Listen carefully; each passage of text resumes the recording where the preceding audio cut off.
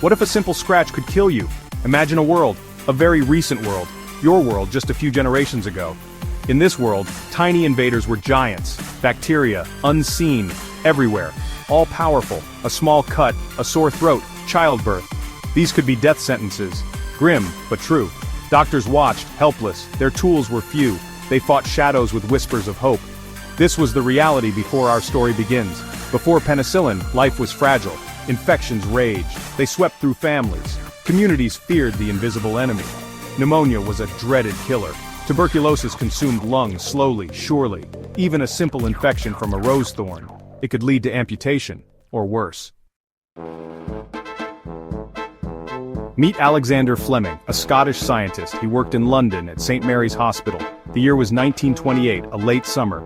Fleming was known to be a bit untidy. His laboratory was often cluttered, full of experiments. He studied bacteria, specifically Staphylococci, nasty little microbes. They caused boils and worse. He was searching for something, anything, to stop these tiny terrors in their tracks. Fleming went on holiday, a well-deserved break. He left some petri dishes on his bench. These dishes grew bacteria cultures. One dish was near an open window. Spores from the outside world could drift in, and one did. A specific type of mold, Penicillium notatum, greenish-blue, fuzzy. It landed, it began to grow. A tiny, unplanned colonization. What exactly was this penicillin? It was a groundbreaking discovery that would change the course of medicine forever. It was not a grand, complex machine. It was a chemical, a simple yet powerful substance, produced by a humble fungus, a seemingly insignificant organism with extraordinary potential, a byproduct of the mold's life, a natural defense mechanism honed over millennia. Nature is full of such chemical warfare. Organisms fighting for resources, for space, for survival. The Penicillium mold was defending itself, a silent warrior in the microscopic world. It produced penicillin to stop bacteria, to keep its environment safe from invaders, to keep them from encroaching on its territory. A microscopic battle with colossal consequences, a microscopic battle with huge implications. This tiny skirmish would lead to a medical revolution. Penicillin was revolutionary for a key reason. It exhibited selective toxicity, a vital trait that set it apart. This means it targets harmful bacteria. It attacks the invaders without harming the host, but it leaves human cells largely unharmed, a precise weapon in the fight against infection. This was the dream of scientists for ages, a solution that could save countless lives. A magic bullet, as Paul Ehrlich once envisioned, a targeted approach to eradicating disease, something that could kill the invader, without killing the patient, a delicate balance, a medical marvel. Many substances could kill bacteria, but they also killed the host. The challenge was immense, but they also killed the host. Penicillin was different. The significance was immense, staggering. It was a breakthrough. Before this, treatments for bacterial infections were harsh, often toxic, sometimes ineffective. A desperate struggle. Think of mercury for syphilis. Arsenic compounds, dangerous and debilitating. These were poisons fighting poisons, a perilous path to healing. Penicillin was a gentle giant in comparison, a beacon of hope in a world of medical uncertainty. It worked by interfering with bacterial cell walls, disrupting their structure and halting their growth. A precise and effective method. Imagine the transformation. It was profound. Diseases that once meant certain death, or long, painful suffering, suddenly became treatable, curable even. Streptococcal infections, scarlet fever, rheumatic fever, these were common. They were feared. Penicillin offered a new hope, a real weapon. Pneumonia, the old man's friend, lost its grip. Patients who would have succumbed, now recovered. They walked out of hospitals. This was nothing short of a medical miracle. Mortality rates plummeted dramatically. For many bacterial diseases, deaths fell by over 50%. In some cases, much more. Childbed fever, a terror for new mothers, it became rare, preventable, treatable. Wound infections, a soldier's nightmare, a factory worker's constant risk. Penicillin could clean these wounds. Section 5. From lab bench to battlefield, scaling up penicillin. Fleming's discovery was just the start. His initial findings were groundbreaking, but they were only the beginning of a much larger journey. The challenge was making enough penicillin. Producing it in quantities sufficient to treat even a single patient was a monumental task. Enough to treat even one person. The early batches were minuscule, barely enough to make a difference. This task fell to a team at Oxford University, led by Howard Florey and Ernst Chain, and Norman Heatley, a brilliant biochemist. They were determined to turn Fleming's discovery into a practical medicine. They picked up Fleming's research in the late 1930s. They were driven by a sense of purpose and urgency. They saw the urgent need, especially as World War II loomed. The impending conflict made their work even more critical. Infections killed more soldiers than bullets in past wars. The potential to save countless lives was a powerful motivator. Their work was painstaking, difficult. Every step required meticulous attention to detail and relentless effort. Growing the mold, extracting the tiny amounts of penicillin, purifying it, stabilizing it, each phase was fraught with challenges. Heatley devised clever methods using back extraction. His innovations were crucial in increasing the yield of penicillin. They managed to get enough for animal tests. The results were astounding. The potential of penicillin was becoming clear. Mice infected with deadly bacteria, those treated with penicillin survived. Those untreated died.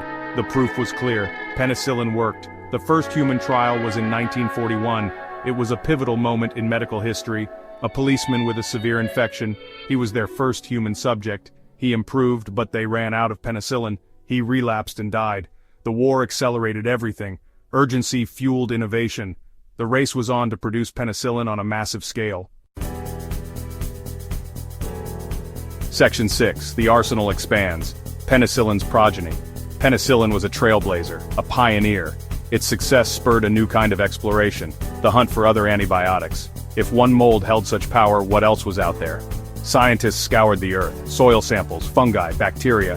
They were looking for microbial warriors. This was the golden age of antibiotic discovery. Streptomycin was found in 1943, effective against tuberculosis, a disease previously almost untreatable. This discovery earned Selman Waksman a Nobel Prize. The microbial world was a treasure chest. Chemists also got to work on penicillin itself.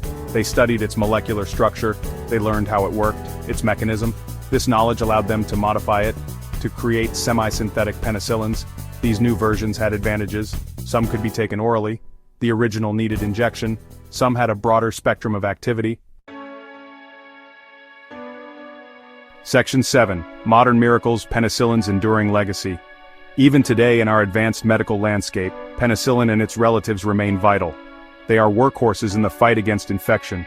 Doctors still rely on them daily, for common ailments like strep throat, ear infections, and for life-threatening conditions, severe pneumonia, sepsis, endocarditis.